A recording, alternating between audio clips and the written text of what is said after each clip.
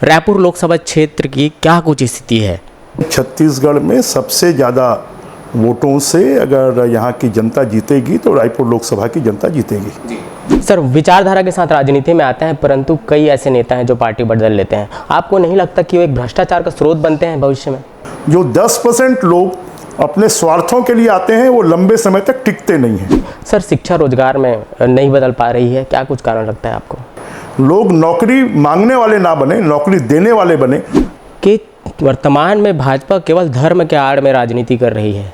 मुझे लगता है कांग्रेस के लोगों को तो धर्म का अर्थ ही नहीं मालूम है। जी, छत्तीसगढ़ की शिक्षा व्यवस्था को दुरुस्त करने के लिए क्या कुछ रोड मैप है आपके पास? आने वाले समय पर हम छत्तीसगढ़ की शिक्षा व्यवस्था को दुरुस्त करने के लिए नई शिक्षा नीति लागू कर रहे हैं।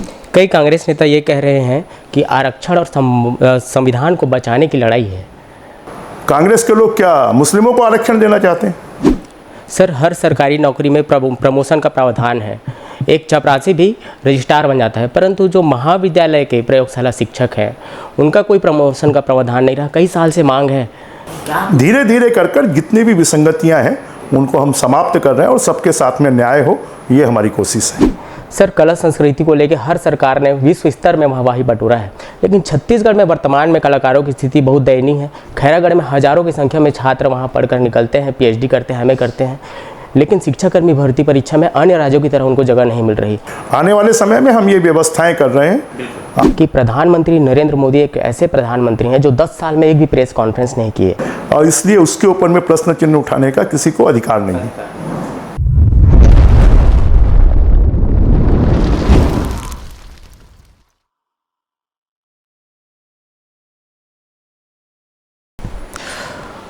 लोकसभा चुनाव अपने अंतिम चरण में है। ऐसे में हम छत्तीसगढ़ के अलग अलग क्षेत्रों में जा रहे हैं, मंत्री विधायक हम नए प्रत्याशियों से मिला रहे हैं। इसी कड़ी में आज हमारी मौजूदगी है रायपुर लोकसभा क्षेत्र में। साथियों नमस्कार, मेरा नाम है भास मधुकर और आप देख रहे हैं TNR न्यूज़ का खास कार्यक्रम सवाल जो आपका है।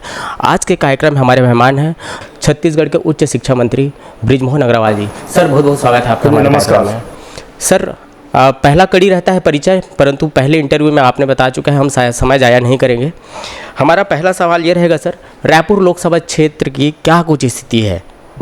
रायपुर लोकसभा क्षेत्र अभी तक की जो रिपोर्ट्स आ रही हैं उसमें छत्तीसगढ़ में सबसे ज़्यादा वोटों से अगर यहाँ की जनता जीतेगी तो रायपुर लोकसभा की जनता जीतेगी। सांसद जो हैं सुनील सोनी जी का टिकट काट कर आपको दिया गया, क्या पार्टी उन पर विश्वास नहीं जता पा रही थी? उनका काटा नहीं है, भारतीय जनता पार्टी ने टिकट बदला है और ये एक स्वाभाविक प्रक्रिया है कि भारतीय जनता पार्टी का शीर्ष नेतृत्व जिनकी जहाँ पर उपयोगिता समझता है वहाँ पर उनका उपयोग करता है, और इसलिए हम दोनों पूरे चुनाव में साथ में घूमे हैं, साथ में प्रचार किया है। वो मेरे चुनाव संचालक रहे हैं, मैं उनका चुनाव संचालक रहा हूँ, और अभी भी वो मेरे चुनाव संचालक लोकसभा चुनाव में थे। इसलिए कोई हम लोगों में नाराज़गी या कोई आपसी मनमुटाव नहीं है, हम साथ में काम कर रहे हैं। सर, 90 के दशक से आप राजनीति में हैं। आज के राजनीति में और उस दौर के राजनीति में कितना अंतर देखते हैं आप? बहुत अंतर है। पहले जो कार्यकर्ता था वो संघर्ष करता था, वो सड़कों की लड़ाई लड़ता था, वो पराक्रम करता था, और आज की जो राजनीति है वो परिक्रमा की राजनीति है। अगर हमको राजनीति में सफलता प्राप्त करना है तो हम पराक्रम करें, हम संघर्ष करें, सड़क की लड़ाई लड़ें, जनता की समस्याओं को लेकर मैदान में उतरें। इस बात की आवश्यकता है। जो परिक्रमा करने वाले नेता हैं वो लंबे समय तक स्थायित्व प्राप्त नहीं कर सकते, थोड़े समय के लिए आगे बढ़ सकते हैं, परंतु उनके जीवन में जो सफलता मिलनी चाहिए वो कठिन काम होता है। सर, हम आपके लिए जानकारी निकाल रहे थे। अटल बिहारी वाजपेयी जी से प्रभावित होकर आपने पार्टी में शामिल हुए आप। आज क्या भारतीय जनता पार्टी उनके मार्गों पर चलती है?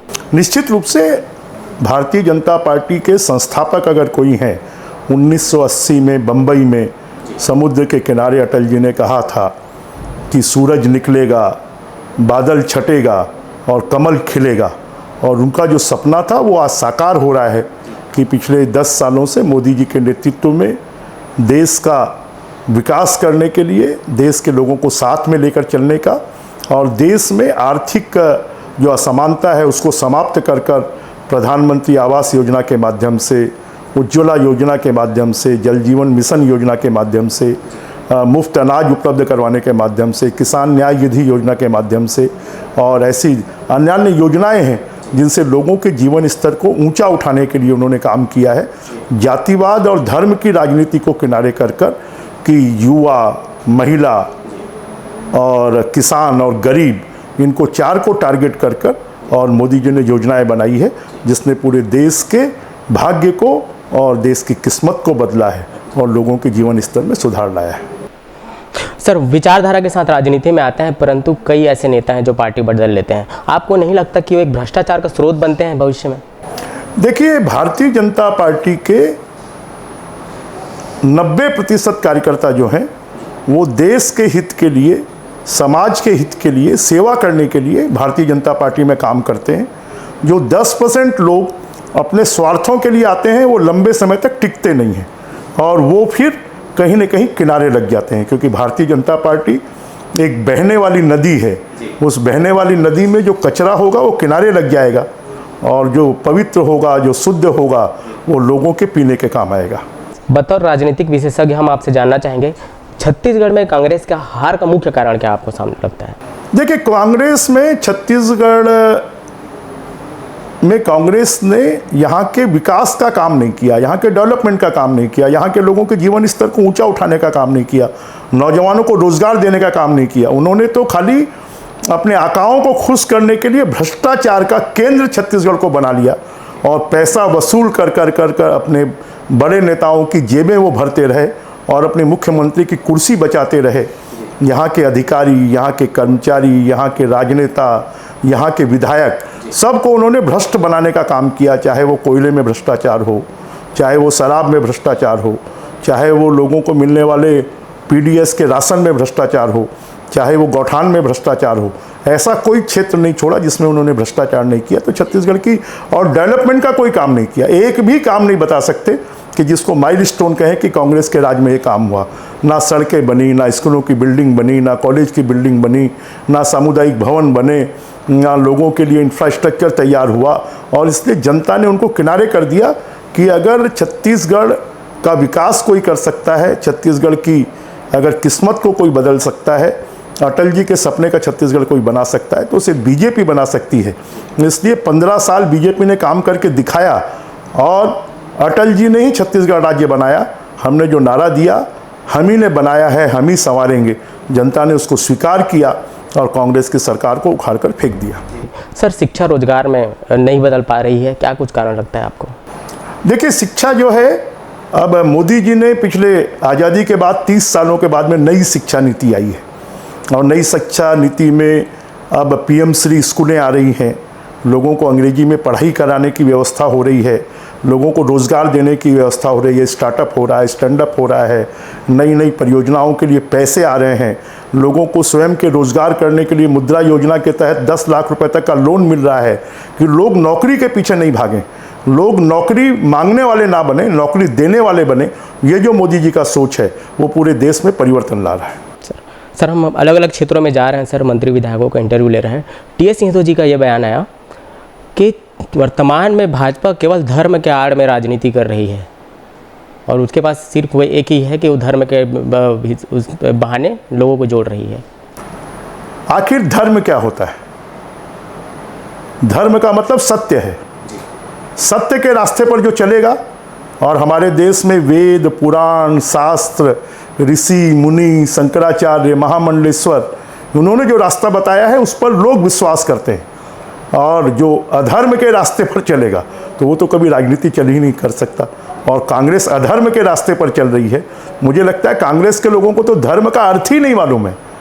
वो तो खाली अधर्म जानते हैं कि लोगों को लूटो, लोगों को खाओ, लोगों का विनाश करो, डेवलपमेंट को समाप्त करो।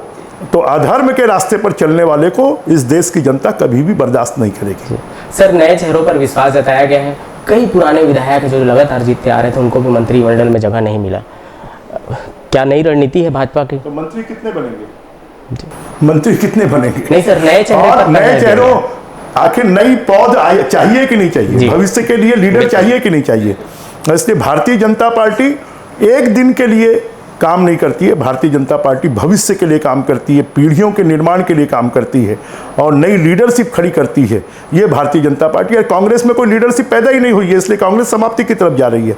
और भारतीय जनता पार्टी सोच समझ कर नई फौज को तैयार कर कर, नए खून को तैयार कर कर, उसको प्रशिक्षित कर कर लोगों की सेवा के काम में लगाना, ये भारतीय जनता पार्टी का उद्देश्य है। आप स्टार प्रचारक के तौर पर आप भ्रमण कर रहे हैं सर, ये बताइएगा भारत जोड़ो यात्रा कितना कारगर साबित होगा कांग्रेस पार्टी के लिए? वो भारत जोड़ो यात्रा नहीं, वो तो भारत तोड़ो यात्रा थी। क्योंकि भारत जोड़ो यात्रा में जिस प्रकार के बयान राहुल जी ने दिए, वो जनता को समझ में आ गया। जहाँ जहाँ भारत जोड़ो यात्रा गई, वहाँ वहाँ कांग्रेस का सर्वनाश हो गया।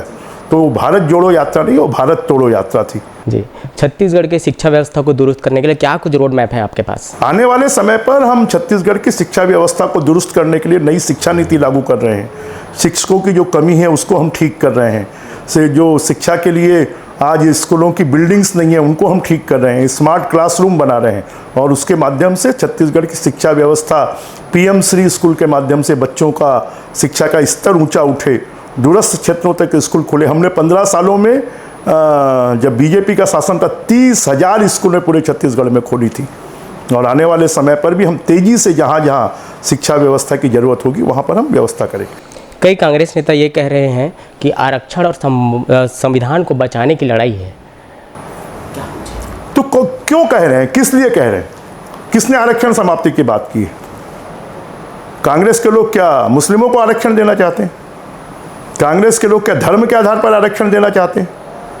इस देश के आरक्षण को, जो बाबा साहब अंबेडकर का संविधान है, उसको समाप्त करने की किसी की ताकत नहीं है। और जब तक भारतीय जनता पार्टी है, मोदी जी प्रधानमंत्री हैं, तब तक आरक्षण को कोई भी समाप्त नहीं कर सकता। कांग्रेस तो हमारे अनुसूचित जाति के लोगों का, अनुसूचित जनजाति के लोगों का आरक्षण को छीनकर और वो जाति और धर्म के आधार पर आरक्षण करना चाहती है और इसको कभी भी बीजेपी स्वीकार नहीं करेगी। राहुल गांधी ने हाल ही में छत्तीसगढ़ के पत्रकारों को ब्लैकमेलर और चापलूसी करने वाले कहा है। अब ऐसा है, जाको प्रभु दारुण दुख देही, वहाँ की मति पहले हर लेही। तो अब तो राहुल जी की मति को भगवान ने तय कर दिया है कि वो इस देश के योग्य नहीं है, इसलिए उनकी मति को हर लिया है और इसलिए उनके उल जलूल बयान आते रहते हैं। नक्सल प्रभावित क्षेत्रों में शिक्षा व्यवस्था दुरुस्त करने के लिए क्या विशेष रोड मैप है? आप देखिए, बीजेपी की सरकार के समय हमने पोटा केबिन वहाँ पर शुरू किए। आज वहाँ पर हमने स्मार्ट स्कूलें शुरू की, वहाँ पर हमने प्रयास विद्यालय शुरू किए और उसका आज रिजल्ट है कि आज बस्तर के बच्चे डॉक्टर बन रहे हैं, इंजीनियर बन रहे हैं, आईएएस आईपीएस में भी उनका सिलेक्शन हो रहा है, ऑल इंडिया परीक्षाओं में सिलेक्शन हो रहा है। हमने दिल्ली में उनके प्रशिक्षण के लिए हॉस्टल तैयार किया और आज उसके परिणाम धीरे धीरे सामने आ रहे हैं। सर, हर सरकारी नौकरी में प्रमोशन का प्रावधान है। एक चपरासी भी रजिस्ट्रार बन जाता है, परंतु जो महाविद्यालय के प्रयोगशाला शिक्षक हैं उनका कोई प्रमोशन का प्रावधान नहीं रहा। कई साल से मांग है, क्या धीरे धीरे कर जितनी भी विसंगतियां हैं उनको हम समाप्त कर रहे हैं और सबके साथ में न्याय हो, ये हमारी कोशिश है। आदिवासी चेहरे को मुख्यमंत्री बनाया गया है, एक तरफ डिप्टी सीएम में जनरल है और ओबीसी है, तो क्या लोकसभा चुनाव को देखकर ऐसा निर्णय लिया गया? देखिए, ऐसा कोई निर्णय नहीं है। छत्तीसगढ़ की जनता की मांग आज से नहीं, मैं तो पिछले 35 सालों से विधायक हूँ। मध्य प्रदेश के ज़माने से मांग होती रही है कि यहाँ पर अनुसूचित जनजाति का मुख्यमंत्री हो और उस भावना को पूरा करने का काम किसी ने किया तो बीजेपी ने किया। कांग्रेस ने कभी 50 सालों में नहीं किया। उन्होंने मुख्यमंत्री भी बनाया तो फर्जी जाति वाले को मुख्यमंत्री बनाया। सर, कला संस्कृति को लेकर हर सरकार ने विश्व स्तर में वाहवाही बटोरा है, लेकिन छत्तीसगढ़ में वर्तमान में कलाकारों की स्थिति बहुत दयनीय है। खैरागढ़ में हजारों की संख्या में छात्र वहां पढ़कर निकलते हैं, पीएचडी करते हैं, एमए करते हैं, लेकिन शिक्षाकर्मी भर्ती परीक्षा में अन्य राज्यों की तरह उनको जगह नहीं मिल रही। आने वाले समय में हम ये व्यवस्थाएं कर रहे हैं। आज छत्तीसगढ़ में छत्तीसगढ़ की कला संस्कृति पर्यटन, इसको अगर पूरे विश्व में पहचान देने का काम किया तो भारतीय जनता पार्टी की सरकार ने किया। अगर आप देखेंगे तो हमारे पंथी कलाकार बंजारे जी को अमेरिका तक में हमने भेजा है। हमने प्रदेश के स्तर पर पंथी नाच का प्रदेश स्तरीय कंपटीशन शुरू किया, राउत नाचे का प्रदेश स्तरीय कंपटीशन शुरू किया। हमने जितनी हमारी कर्मा ददरिया जो लोकल नृत्य है उनका प्रदेश स्तरीय कंपटीशन शुरू किया और उन कलाकारों को देश के स्तर पर और विश्व के स्तर पर भी भेजना शुरू किया। और हमारे समय पर पूरे छत्तीसगढ़ में 5 लाख कलाकारों को काम मिलता था। कांग्रेस की सरकार ने उनके सबके पेट पर लात मार दी। अब फिर से छत्तीसगढ़ की लोक कला, संस्कृति और पर्यटन को बढ़ावा मिलेगा। आप देख सकते हैं कि देश का नायब मुक्तांगन जैसा स्थान बना, जिसको अब्दुल कलाम साहब ने कहा था कि विश्व का सबसे बड़ा ओपन म्यूजियम ये होगा, परंतु 5 साल में कांग्रेस ने उसके लिए कोई काम नहीं किया। आने वाले समय पर हमारी सरकार काम करेगी और छत्तीसगढ़ की लोक कला संस्कृति को विश्व के स्तर पर, देश के स्तर पर प्रसारित करेगी। सर, एक फेक मैसेज वायरल हो रहा है सोशल मीडिया में कि महतारी बंधन योजना को लोकसभा चुनाव के बाद बंद कर दिया जाएगा। अब कोई भी फेक कुछ भी करे, उससे क्या फायदा है? कोई योजना बंद नहीं होती है। जब प्रारंभ हो गए, कार्यकर्ता इस पर टिप्पणी कर चुके हैं, तो करने से क्या फायदा है? अगर आज चुनाव हो गया, चुनाव होने के बाद कोई भी फेक मैसेज करिए, उससे कोई फायदा नहीं है। भारतीय जनता पार्टी की सरकार मध्य प्रदेश में इस प्रकार की योजना को पिछले 7 सालों से चला रही है। आज तो हमने मोदी जी की गारंटी को जो 5 साल के लिए थी, उसको 3 महीने में पूरा करके दिखाया है। और कांग्रेस तो अपनी योजनाओं को 5 साल में भी लागू नहीं कर पाई। शराबबंदी का क्या हुआ? नौजवानों को बेरोजगारी भत्ते का क्या हुआ? किस महिलाओं को 4 गैस के सिलेंडर मुफ्त देने का क्या हुआ? विकलांगों को 1000 और 1500 रुपये पेंशन देने का क्या हुआ? उन्होंने तो कुछ किया नहीं, और हम अब जब कर रहे हैं तो उनके पेट में दर्द हो रहा है। ओपी चौधरी जी ने बजट पेश करते समय ये कहा था कि हम 5 साल में जीडीपी छत्तीसगढ़ की डबल कर देंगे। तो देखिए, अभी तो 4 ही महीना हुआ है, अभी तो 46 महीने बाकी हैं। 40 महीने आप इंतजार करिए। शिक्षा नीति को की गुणवत्ता को बढ़ाने के लिए शिक्षकों की भी गुणवत्ता बढ़ानी पड़ेगी, क्या कुछ उसके? शिक्षकों की गुणवत्ता, अभी सुप्रीम कोर्ट ने निर्णय दिया है कि डीएड के छात्रों को प्राथमिक स्तर पर शिक्षक बनाया जाएगा, उनको प्रशिक्षण दिया जाएगा। अब पूरी नई शिक्षा नीति आ गई है, तो उससे शिक्षा का स्तर बढ़ेगा। सर, एक मुद्दा पूरे देश में तूल पकड़ा हुआ है कि प्रधानमंत्री नरेंद्र मोदी एक ऐसे प्रधानमंत्री हैं जो 10 साल में एक भी प्रेस कॉन्फ्रेंस नहीं किए, और अभी उनको इंटरव्यू दे रहे हैं जिनको एक गोदी मीडिया का संज्ञा दिया गया। क्या कुछ कहेंगे आप? अच्छा, प्रधानमंत्री जी आपके अनुसार चलेंगे क्या? नहीं। या प्रधानमंत्री जी कांग्रेस के अनुसार चलेंगे? प्रधानमंत्री इस देश की दिशा और दशा तय करते हैं। उन्हें क्या करना है उसको वो तय करेंगे। उनके कामों से देश की जनता खुश है, उनके कामों से विश्व की जनता खुश है, और इसलिए उसके ऊपर में प्रश्न चिन्ह उठाने का किसी को अधिकार नहीं है। जाते जाते शिक्षाकर्मी भर्ती परीक्षा की तैयारी करने वाले छात्रों और सीजीपीएससी के छात्रों को कोई संदेश देना चाहें हमारे माध्यम से? ये संदेश है कि हमारे जो नौजवान हैं उनको किसी भी प्रकार की कोई निराशा नहीं होनी चाहिए। अब ये मोदी जी की गारंटी की सरकार है। इस सरकार में सबके साथ में न्याय होगा, किसी का भी तुष्टीकरण नहीं होगा, और जो भी काम होगा वो ईमानदारी के साथ में होगा। और इसलिए हम सब छत्तीसगढ़ के विकास में योगदान दें। हम नौकरी मांगने वालों की बजाय हम नौकरी देने वाले बने और स्वयं का काम धंधा प्रारंभ करें। मोदी जी की जो मुद्रा योजना है, स्टार्टअप योजना है, स्टैंड अप योजना है, लोकल फॉर वोकल है, उसमें हम साथ में जुड़ें और इस देश को विश्व गुरु बनाने के लिए, छत्तीसगढ़ को विकसित भारत के साथ साथ विकसित छत्तीसगढ़ बनाने के लिए हम इसमें योगदान दें। यही मेरी नौजवानों से अपील है। हमारे साथ मौजूद थे छत्तीसगढ़ के उच्च शिक्षा मंत्री बृजमोहन अग्रवाल जी। ऐसे ही कद्दावर नेताओं को आपके सामने लेकर आएंगे, तब तक के लिए अनुमति दीजिए। नमस्कार।